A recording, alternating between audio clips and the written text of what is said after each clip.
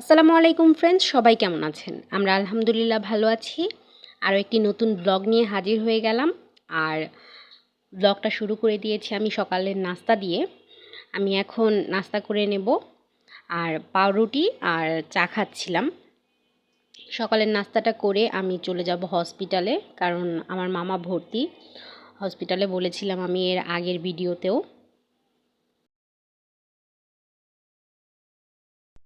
আর নাস্তাটা শেষ করে আমি চলে যাব এখন হসপিটালে। এখন বাজে প্রায় সকাল 10টা। আর প্রতিদিন আমি সকাল 8টার মধ্যে চলে যাই। আজকে একটু দেরি হয়ে গেছে হসপিটালে যেতে। এখন 10টা বেজে গেছে প্রায়। আর এখন আমি মামার জন্য মালটার জুস নিয়ে যাব, কারণ মুখে তো কিছু খেতে পারে না, নাকে পাইপ লাগিয়ে দিয়েছে। তাই এখন মালটার জুসটা নিয়ে যাব করে। এখানে 3টা মালটা নিয়েছি। আর এইভাবে গ্লাস দিয়ে মালটার জুস করলে কিন্তু খুব তাড়াতাড়ি জুস বের হয়ে যায়। এই যে এইভাবে করে নিচ্ছি আমি।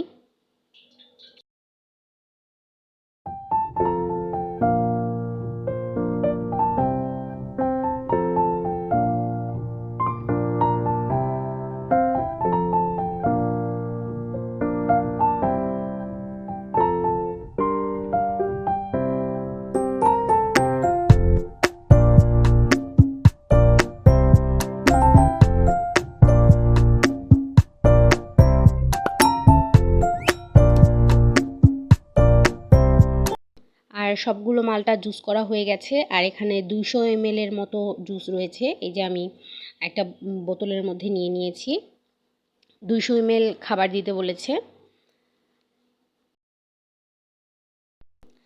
আর এরপর আমি হসপিটালে যাওয়ার পর আম্মু টমেটো গাছগুলো কেটে ফেলেছে। আসলে কিছুদিন যাবত হসপিটালে দৌড়াদৌড়ির কারণে কিন্তু গাছগুলোর যত্ন নেওয়া হয়নি, তাই টমেটোগুলো ঝরে যাচ্ছিল, তাই গাছগুলো কেটে ফেলেছে টমেটোগুলো ছোট থাকতেই।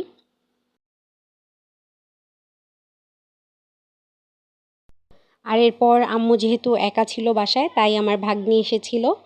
ও একটু কাটাকাটি করে দিচ্ছিল রান্না করার জন্য। আর গাছের টমেটো তাই শখ করে কাটতে বসেছে। আর টমেটোগুলো আজকে ভাজি করব আলু দিয়ে। আর লাউ দিয়ে গজার মাছের মাথা দিয়ে রান্না করা হবে।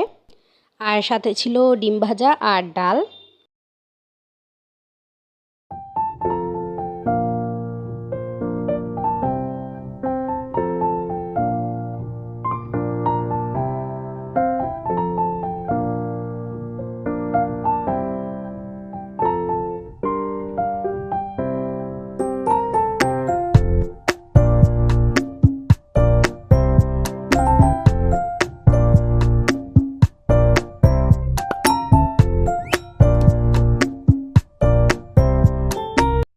এরপরে আম্মু ডিমটা ভেজে নিয়েছিল।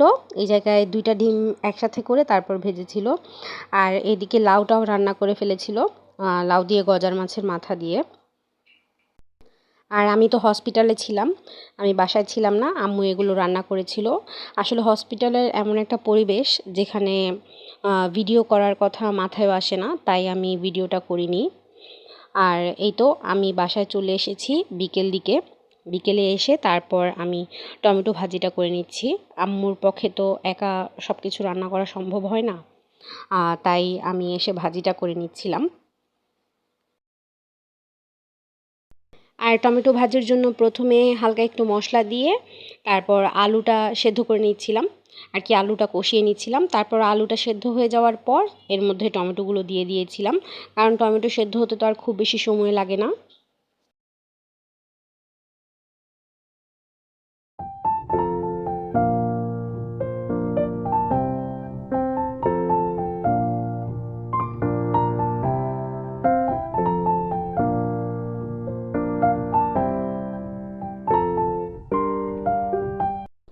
এরপরে ভাজিটা তো প্রায় হয়ে এসেছে। এখন চিনি আর ধনিয়া পাতা দিয়ে তারপর নামিয়ে ফেলবো। কাঁচা টমেটো ভাজিতে একটু চিনি দিলে ভালো লাগে খেতে।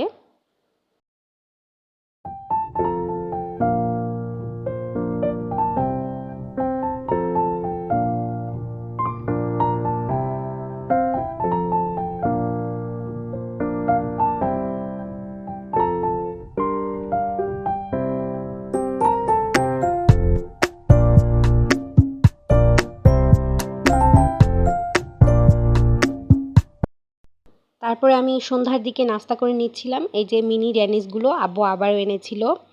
এই ড্যানিশ খেয়ে নিচ্ছিলাম আর সাথে খেয়েছিলাম চা। কিছুদিন যাবত তো হসপিটালে অনেক দৌড়াদৌড়ি হচ্ছিল, আর সন্ধ্যায় এসে একটু চা খেলে কিন্তু খুবই ভালো লাগে। আর এই তো আজকের ভিডিওটা এ পর্যন্তই। দেখা হবে ইনশাল্লাহ আগামীকাল নতুন আরও একটা ভিডিও নিয়ে। ততক্ষণ পর্যন্ত সবাই ভালো থাকবেন, সুস্থ থাকবেন এবং আমাদের জন্য দোয়া করবেন। আল্লাহ হাফেজ।